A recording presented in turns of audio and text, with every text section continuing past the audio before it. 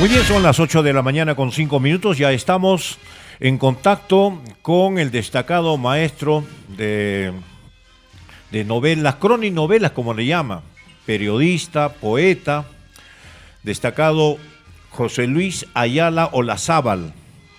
Como decimos y hemos afirmado en el preámbulo de esta conversación, quisiéramos que nos ayude, él como destacado estudioso de la cultura aymara, quisiéramos que nos ayude a desentrañar lo que muchos nos preguntamos. ¿Es verdad que el pueblo aymara, que hoy muestra su rebeldía, es la primera vez que lo hace? ¿Es que están involucrados aquí senderistas, terroristas, subversivos, mineros ilegales, contrabandistas, como quieren decir, los enemigos de la cultura aymara? ¿O es que durante su historia el pueblo aymara, desde la época de los incas, se opusieron a ser conquistados y a ser abusivamente tratados?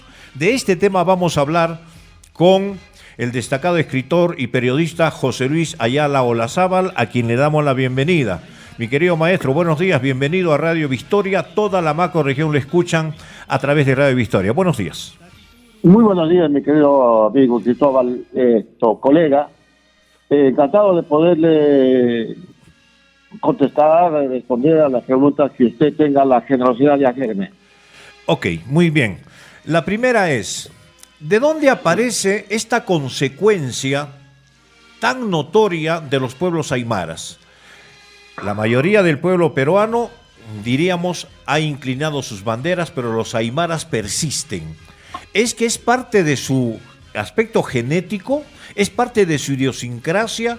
¿O es que han sido influenciados por alguien que recién este año están mostrando un movimiento tal vez solidario y mancomunado? Explíquenos un poco de ello.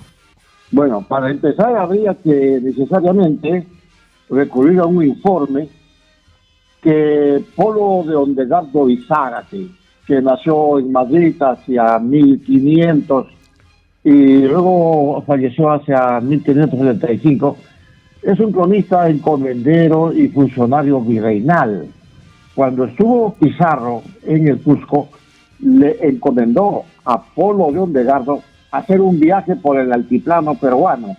Y efectivamente, a su regreso, Polo de Ondegardo escribió un texto que se llama Tratado y averiguación sobre los errores y su protección de los indios. Ese es el título de la crónica, que data de 1559. Esta es la primera referencia histórica que hay en forma absolutamente documentada. Polo de Ondegardo dice que dio la vuelta al Titicaca y señala de que se trata de un mar. Encontró el Japagñán y sobre todo la isla de la Luna y la isla del Sol con templos absolutamente techados con plata. Señala además de que ha encontrado varios pueblos diseminados en el altiplano peruano. Uno de ellos se llama Puño y Pampa, el otro se llama Churiaca, el otro se llama Chuquiago, el otro se llama Muju, el otro se llama Huaca. Estos pueblos aparecieron inmediatamente después de la creación de la cultura tiahuanaco. De manera que Polo de Ondegardo es el primero en señalar la diseminación de los pueblos aymaras alrededor del lago Titicaca. A partir de Polo de Ondegardo, es decir, a partir de 1559, se han ido realizando una serie de trabajos de investigación y que nos han dado finalmente una visión total del origen del pueblo aymara. Luego han venido los estudios de lingüística y Alfredo Torero ha determinado que el aymara nació en Lima. Luego han venido los trabajos de Pablo Macera, que se llama Los Reinos Aymaras, los trabajos de Hernán Amat Olazábal, y ellos han ubicado a diferentes grupos étnicos que hablaban aymara en el altiplano peruano. Hasta que vino la invasión de los incas. Los aymaras hicieron un pacto de no agresión con los incas. Es por eso que allí se instituyó el Joya Suyo. De manera que entre incas y aymaras no hubo guerras, no hubo conflictos armados, hubo un pacto de no agresión. Los aymaras se dedicaron a la guerra, pero fueron soldados y generales de tanto de Atahualpa como de Huáscar, grandes contingentes de jóvenes aymaras han muerto en Tomaibamba, han muerto lo que hoy día es el Ecuador, han muerto lo que es hoy día Chile, de manera que los aymaras hicieron un gran pacto con el Tahuantinsuyo y no fueron agredidos. Luego vino la invasión española y se convirtió naturalmente el pueblo aymara en parte de la colonia. Y es así como fue necesariamente mano de obra absolutamente abusiva. Los grandes contingentes aymaras fueron a dar a las minas de Potosí. Allí murieron muchísimos aymaras porque estaban convertidos en esclavos. Luego vino el sistema republicano. Naturalmente, allí hubo un criterio totalmente distinto y se crearon las repúblicas. Luego vino la creación de la República de Bolivia, juntamente con la creación de otras naciones por Simón Bolívar, hasta que llegamos a nuestros días en que el pueblo aymara está diseminado. Hoy día, en Bolivia, Chile, Argentina y el Perú. Es así cuando nace el concepto de internacional de naciones. Entonces, los aymaras organizados deciden declarar la existencia de la nación aymara, de acuerdo al derecho internacional público. Entonces, hoy día, la nación aymara existe diseminada en 4 repúblicas, como sucede con muchos otros países en el mundo. Hay países que no tienen territorio. Hay países que tienen territorio, pero que no tienen autonomía, hasta que viene el proceso de decolonización, preconizado por los nuevos científicos sociales, hasta que llegamos a un momento en que en España la nueva constitución política permite el reconocimiento de las nacionalidades. España es un país pluricultural, multiétnico, donde es posible hablar varios idiomas al mismo tiempo, como por ejemplo en la educación, como por ejemplo cuando uno va y cobra un dinero en los bancos. Entonces, lo que ha sucedido es que el pueblo aymara ha ido organizándose de acuerdo al derecho internacional público y hoy día es, sin duda alguna, una voz que ha recuperado su identidad. ¿Qué pasa hoy día con el pueblo aymara? Sí, doctor Ayala, ha hecho usted un recuento, una síntesis clara, precisa, pero me parece que habríamos que detenernos en lo siguiente. ¿De dónde surge la capacidad de indignación, de rebeldía, de lucha por la justicia del pueblo aymara? Hablamos de los obrajes, hablamos de los repartos, de la minería. ¿Y cuándo se empieza a producir los primeros movimientos aymaristas que buscan la revolución de independencia o el rescatar la lucha esa por la justicia? Muy bien. Habría que empezar señalando un hecho que hasta ahora no ha sido muy bien estudiado. 30 años después de la invasión española, surgió un líder que se llama Juan Chojne. Y este líder ideologizó la cultura, la música, la poesía. Y entonces comenzó a cantar y a bailar en contra de la invasión española, protestando contra Dios, Jesucristo, la Virgen María, el niño, el Papa, el Rey. Y a eso se le ha llamado el Taqui Onjoy, que viene a ser, como dice Luis Millones, aunque esté equivocado, la danza de la alegría, la danza de la protesta. El taquión hoy viene a ser, dice Millones, una forma de protesta. Eso sucede en el mundo quechua. En el mundo aymara también hay un movimiento liderado por José Lo Apaza Mamani, que viene a ser el primer líder aymara que se opone a la ocupación de las tierras, especialmente de La Paz, de parte de los españoles. Es juzgado y es inmediatamente ahorcado. Durante la colonia se han registrado 125 movimientos de protesta contra la colonia española y 30 corresponde al pueblo aymara. De manera que el sentimiento de rebeldía, de reivindicación del pueblo aymara tiene tiene por lo menos una data desde 1560. Estamos hablando al 2023. De manera que todo ese tiempo el sojuzgamiento del pueblo aymara soportaron estoicamente hasta que surge en el mundo la necesidad de la emancipación, de la independización de las culturas.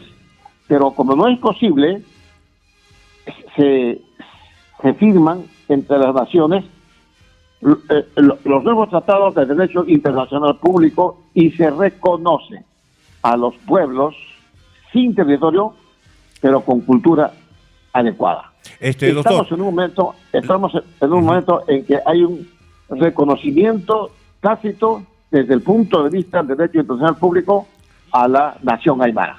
El levantamiento de Tomás Katari podría considerarse como un primer estallido de la revolución andina aymara. ¿Usted coincide con ello?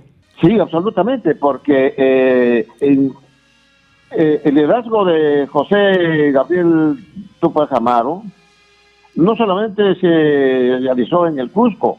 Hay que ver que Túpac Amaro y Túpac Katari eran arrieros. Ellos iban del Cusco, pasaban por Puno, iban a Chuquiago y llegaban a Buenos Aires trayendo y llevando 40, 50 mulas y traían mercadería. Es ahí cuando José Gabriel Túpac Amaro conoce los comentarios reales y eso le despierta la conciencia, le despierta la necesidad de forjar una forma distinta de vida. Cuando Túpac Amaro leyó los comentarios reales, cambió absolutamente todo. Y Túpac Katari era compadre tanto de Vilcapasa como Túpac Amaro. De manera que en el altiplano peruano se forma una forma de resistencia cultural. Así es como surge Túpac Katari. Lamentablemente, como sabemos, Túpac Amaro fue derrotado y luego también Túpac Katari. Sin embargo, quedó la semilla de poder alguna vez tener un país, una nación independiente. Desde ahí comienza esta rebeldía de los aymaras. Doctor, uno de los peores gobiernos, según mi juicio, que ha tenido el país ha sido, a pesar de que querían nominarlo como el personaje del milenio, ha sido Augusto B. Leguía. Usted ha nacido en Huancané y sí. En su tierra Huancané, en el mes de diciembre en 1923, en el famoso oncenio de Leguía, ocurrió un hecho que la historia oficial lo oculta. Lo oculta por varias razones. La intención, supongo, de desaparecer el alma guerrera de los aymaras y desaparecerla también como una identidad propia del país. Me estoy refiriendo a lo que usted recupera como historia en lo que escribe en La Revolución de Huancho Lima o La Ciudad de las Nieves. Cuéntenos un poco, ¿qué pasó en su tierra el 16 de diciembre de 1923 en Huancané? Bueno, habría que empezar señalando el hecho de que durante el gobierno de Leguía surgen movimientos de orden político, étnico, reivindicativo como una herencia de la Revolución Mexicana. Mucho tiene que ver el pensamiento de José Vasconcelos, donde crea un sistema educativo propio para México y reivindica a sus héroes populares. Esta influencia fue determinante en los intelectuales peruanos que empezaron a enseñar, a divulgar, a señalar de que en el Perú también se puede dar esos hechos.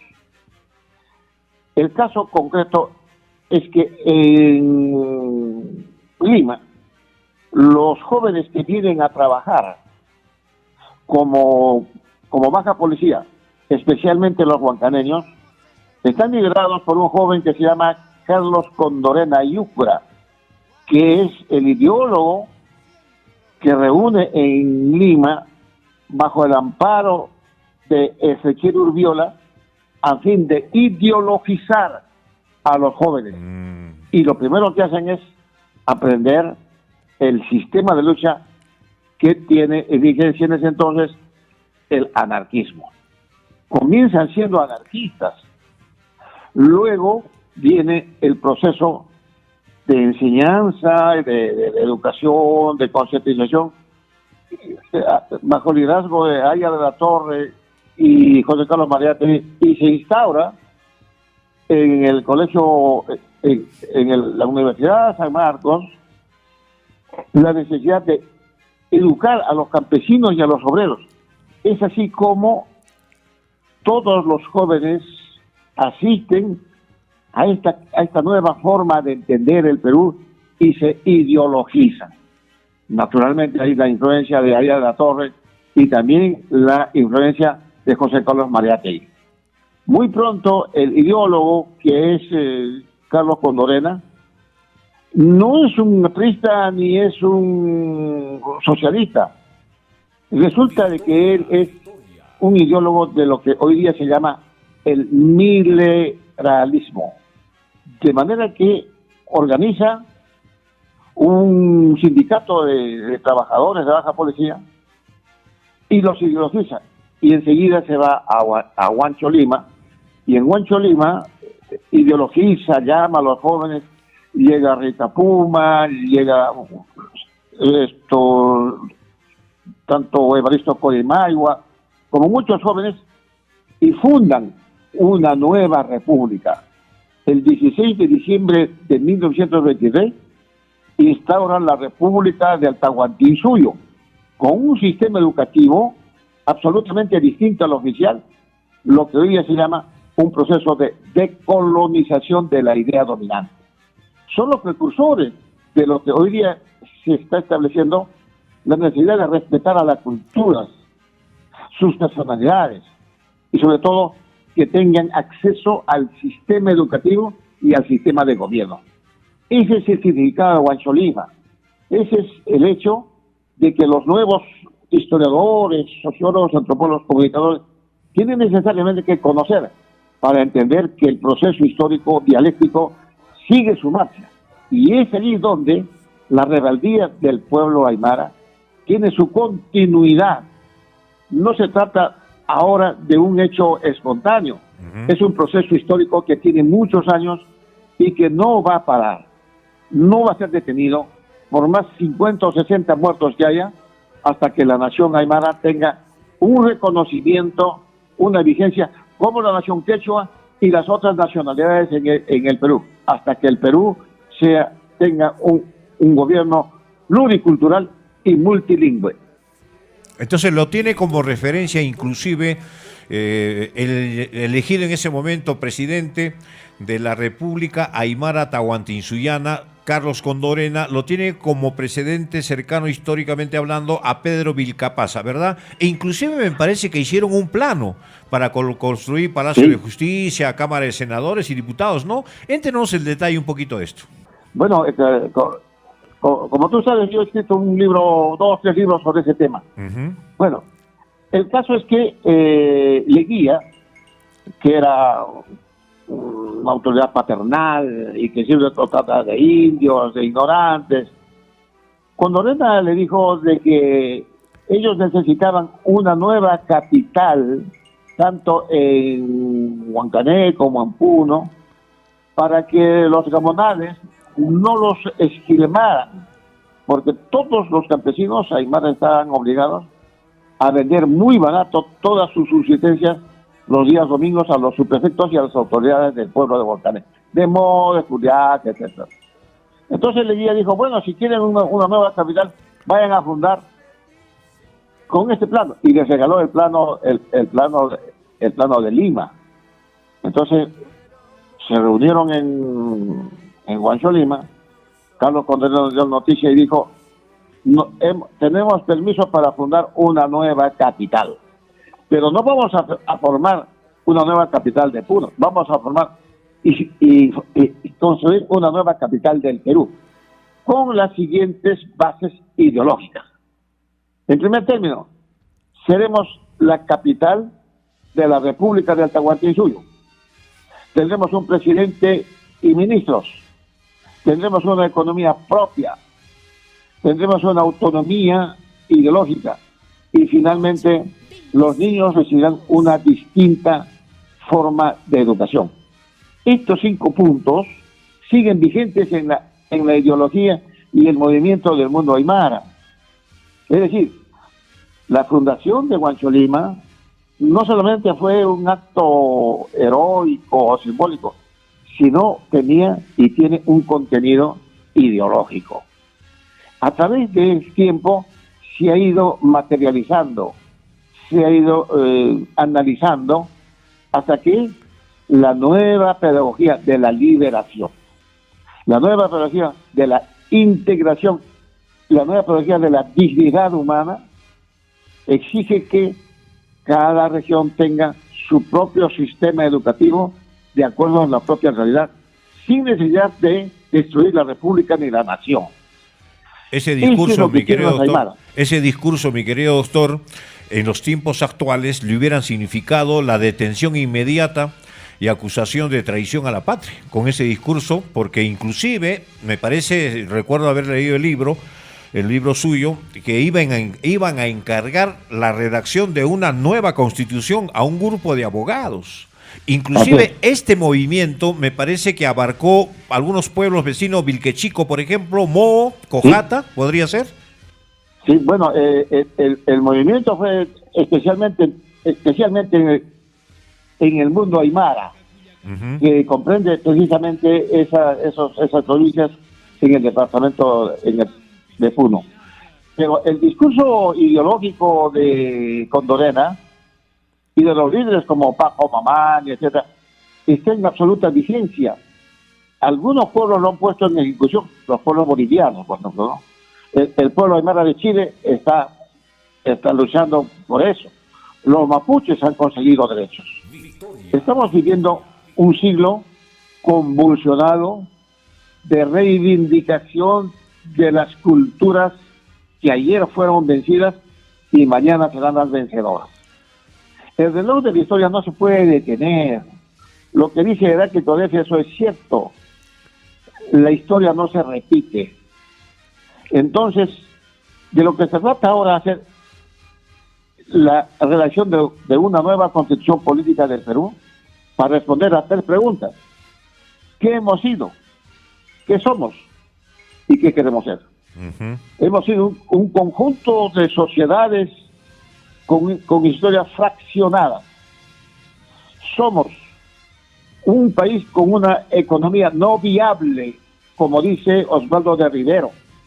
Entonces lo que hay que modificar es el sistema económico. ¿Y qué queremos ser? Queremos ser una sociedad donde sea posible el ejercicio de los derechos humanos, los derechos de las minorías, los derechos de los pobres. Estamos yendo, y los aymaras exigimos y luchamos por un nuevo contrato social, donde tengamos la posibilidad de desarrollarnos todos con el mismo derecho que tienen todos. El pueblo aymara ha dicho, basta de miseria. Ok, doctor, vamos a pedirle, por favor, vamos a entrar a la pausa comercial, que se mantenga en línea porque tenemos todavía la siguiente media hora para continuar conversando con usted. ¿Le parece que nos pueda esperar, doctor? Con mucho gusto. Listo, entonces vamos a la pausa con esto que dijo Carlos Condorena al momento de establecer la República Aymara Tahuantinsuyoana, recordando a Pedro Vilcapasa, y dijo: miro el cielo como lo hizo Pedro Vilcapasa antes de morir, para darnos la vida a nosotros, y digo junto con él que no será fácil la lucha que hoy emprendemos. Este es un paso decisivo en la historia, y de aquí no hay regreso al pasado. Pase lo que pase, nuestro pueblo será la capital de la justicia social. Grábense esto. Después de la pausa regresamos con el maestro José Luis Ayala Olazábal en un tema importantísimo: los aymaras en el Perú. Pausa comercial. Estábamos hablando sobre cómo es que en 1923 los aymaras ya tenían la idea que se está esbozando ahora, es decir, terminar con el centralismo, terminar con la injusticia. Inclusive pretendieron ya establecer una república aymara tahuantinsuyoana. Pero ¿qué pasó? ¿Por qué terminó? ¿Y cómo terminó todo ello? Adelante, doctor. Bueno, el hecho de haber fundado una nueva capital del Perú fue altamente significativo para todos los grupos humanos, no solamente del Perú, sino de América. La repercusión tuvo enorme eco, especialmente en los periódicos de México, que en ese entonces estuvo liderado bajo las ideas filosóficas de José Vasconcelos. En el Perú no hemos tenido un filósofo como Vasconcelos, no hemos tenido la oportunidad de tener científicos sociales como por ejemplo sí tuvo México en ese entonces. Aún así, Carlos Condorena, que era un iluminado, fundó, juntamente con los dirigentes huancheños, la nueva capital del Perú. Ese hecho significó, en primer término, un proceso de descentralización de la economía y administración del Estado. Segundo, la creación de un sistema educativo emancipador que después ha sido naturalmente teorizado por Paulo Freire, que se llama el sistema educativo de decolonización. En tercer lugar, Condorena pidió que se respete todas las culturas del Perú y que naturalmente el Perú tenga un mandatario que entienda de que el Perú no es Lima. Luego, es absolutamente importante la presencia de Rita Puma, una mujer de 23 años, que se educó en La Paz, Bolivia, que nació en Mo y que se hizo cargo del sistema educativo de las mujeres. Antes no había acceso al sistema educativo de parte de las mujeres. Ella sí realizó un trabajo absolutamente importante. Y 5, la construcción física de una nueva capital del Perú. Este hecho, por supuesto que fue absolutamente insoportable para la oligarquía peruana, particularmente para los dueños de haciendas, porque Carlos Condorena pidió lo que se llamó después la reforma agraria, es decir, pidió que las haciendas sean entregadas a sus pongos y sus trabajadores, lo que lo hizo Juan Velasco Alvarado. Pidió que sea un sistema educativo en sus propios idiomas, que realmente hoy día es una conquista social. Finalmente pidió la necesidad de que los maestros tengan identidad y sepan hablar los idiomas en los que enseñan. Es decir, sería muy largo teorizar, replantear todas las ideas de Condorena que hoy día están absolutamente en ejecución. Es increíble cómo un campesino que no llegó a la escuela pudo teorizar lo que hoy día, 100 años después, se está recién realizando. En todo caso, fue insoportable para la guía, para los dueños de las haciendas, el establecimiento de una escuela, de un pueblo donde pidan la redistribución y la devolución a sus verdaderos dueños de las tierras para trabajar y para cultivar. Y la historia le ha dado razón, porque luego viene Juan Velasco Alvarado, hace la reforma agraria, devuelve a los campesinos sus tierras, y hay una nueva generación, y hay una distinta forma de entender ahora lo que es el Perú. Velasco cambió absolutamente la faz y las estructuras del Perú. Lamentablemente ese curso fue fraccionado, y hoy día vivimos una realidad absolutamente distinta. Ok, doctor, embargo, estamos en un país donde a diario, cada día, asistimos a un intento diario, cotidiano, discriminador para la eliminación o desaparición de la cultura aymara, la cultura quechua. Sin embargo, nos gustaría conocer si los aymaras actuales, los de ahora, esos aymaras que se están manifestando, tienen conocimiento de que este movimiento, que estoy plenamente convencido, los oyentes de Radio Victoria recién lo están escuchando, pero fue tan importante lo que usted dice, ¿no? Con ideología, no fue un movimiento simplemente reivindicativo, sino ideologizado, como usted llamó. Dígame, los aymaras actuales, aquellos que están manifestándose, ¿tienen alguna referencia, tienen conciencia de la existencia de este movimiento de 1923? Bueno, exactamente como cultura literaria, como cultura política, no. Pero tienen el subconsciente colectivo donde está escrito y respecto a la necesidad de una reivindicación étnica, política y económica. Los aymaras cantamos un huaño que se llama Uka Hacha Uru Purini Huay. Quiere decir, ese gran día ya va a llegar. Despierta, hermano, ese día ya está llegando. Ese gran día ya vendrá. El gran día es el Pachacútec. El gran día es la reivindicación de los derechos humanos, de los derechos ciudadanos, de los derechos culturales, de los derechos elementales que tienen los niños. Esos ideales alimentan a los aymaras. Con esos ideales es que van a las huelgas, van a los mítines, asisten a las protestas masivamente. Es decir, los aymaras están absolutamente ideologizados, están convencidos de la necesidad de una reivindicación étnica milenaria. Lo que están reclamando los aymaras es la refundación del Perú. Lo que están reclamando los aymaras es la necesidad de firmar un nuevo contrato social entre el Estado y las minorías, entre el Estado y las grandes mayorías. Este Estado es un Estado fallido, es un Estado que solamente ha empobrecido, como lo ha demostrado Osvaldo de Rivero, al pueblo peruano.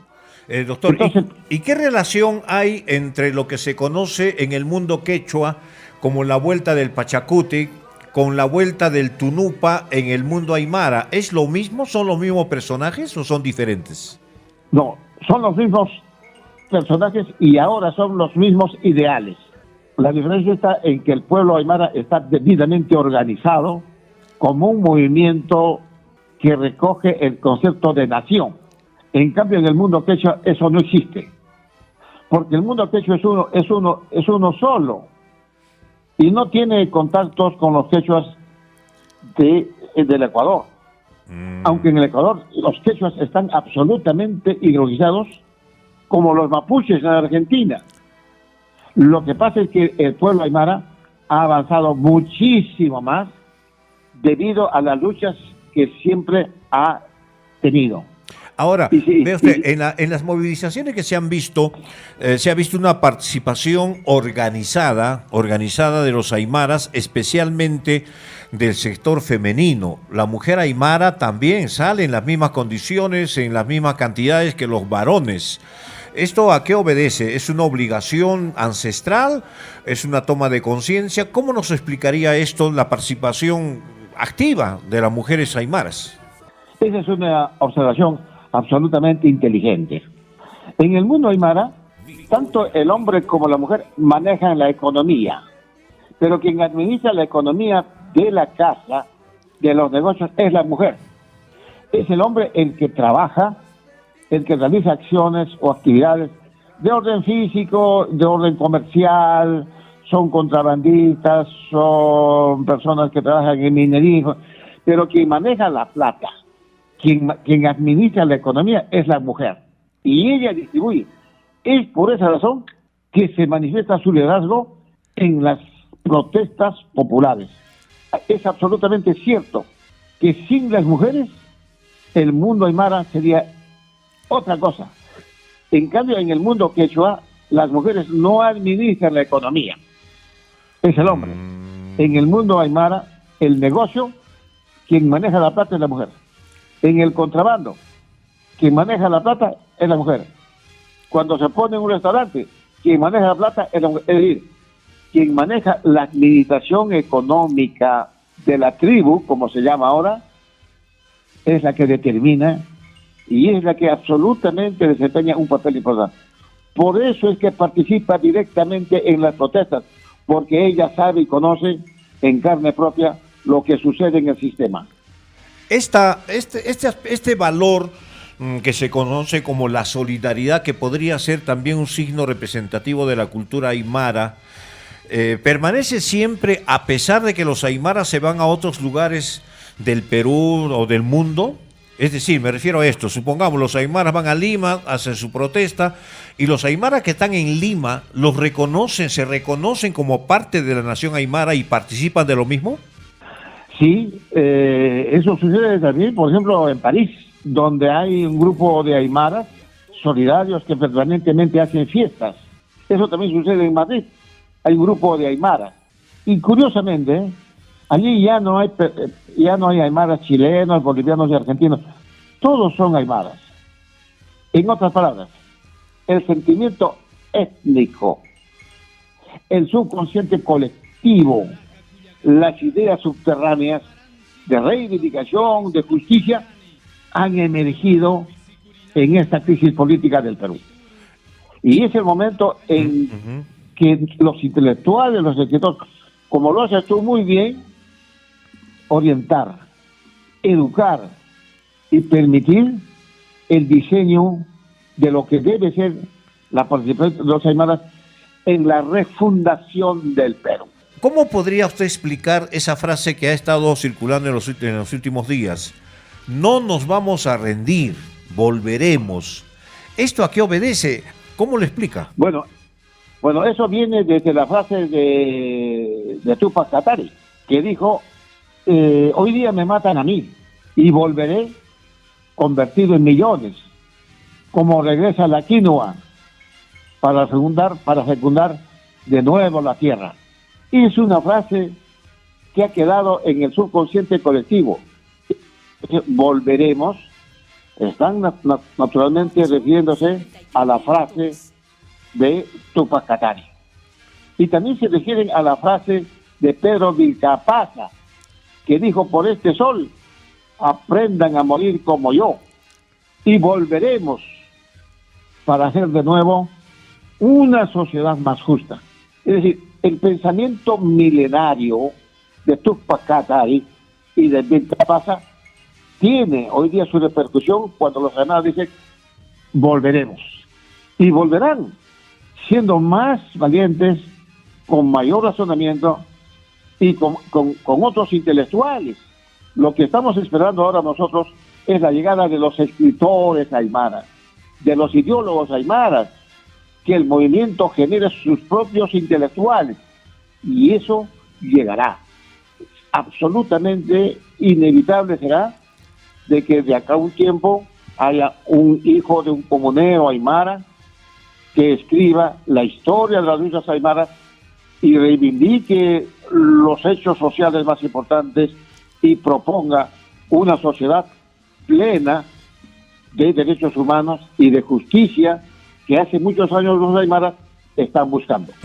En la actualidad se está produciendo entre el pensamiento occidental y los pensamientos de los aymaras y quechas y demás pueblos peruanos un enfrentamiento cultural, inclusive religioso. Por siglos han pretendido extirpar lo que llamaban las idolatrías en el país. No lo han podido hacer. ¿Cómo toman los aymaras la llegada del culto católico en comparación a su Pachamama, en comparación a sus propios dioses? ¿Han logrado desterrar los pensamientos occidentales a los realmente peruanos, aymaras? Esa es una observación muy importante porque tiene que ver con la religiosidad y la metafísica. Cuando llegaron los españoles, de acuerdo al libro de este cronista Pedro de Gutiérrez, señaló de que Alonso Gavilán, en el libro Nuestra Señora de Copacabana, señaló de que los españoles impusieron la religión cristiana a la mala, castigando, perreando, es decir, entregando a los perros bravos para que se los coman a los aymaras y a los quechuas. Sin embargo, trajeron un santo, un santo que en España venció a los moros, el San Santiago, el Tata Santiago. El Tata Santiago, durante muchos años se dijo que había sido un santo de matamoros a mataindios, y que desde el momento en que Almagro dijo Santiago en Cajamarca y se atacó al Inca Atahualpa, muchos historiadores dijeron que también Santiago era mataindios. Hoy día se ha revertido. Santiago ni es matamoros ni es mataindios. Santiago hoy día en el mundo quechua y aymara es el santo de los animales. Es el santo que protege a las casas. Y cuando envía un rayo, está devolviendo lo que los españoles han robado, y donde cae el rayo hay plata para los aymaras, para los quechuas. Y este mundo también religioso imaginario dice que el Tata Santiago, para dar una respuesta y pedir perdón a Bolivia y al Perú, ha establecido las minas de litio.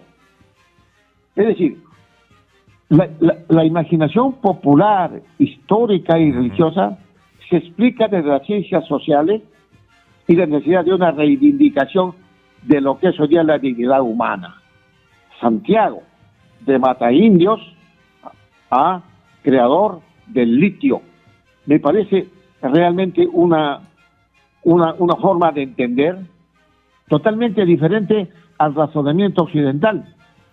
De esa manera, la religiosidad andina también se nutre de la religión clásica y permite al mismo tiempo una reivindicación del pueblo aymara. Entonces lo que estamos observando es que el pueblo aymara está viendo como un enemigo, o si no como enemigo, como un opositor a su forma de vida, porque la actual religión católica asume actitudes no justamente de justicia, sino de apego a los grupos de poder.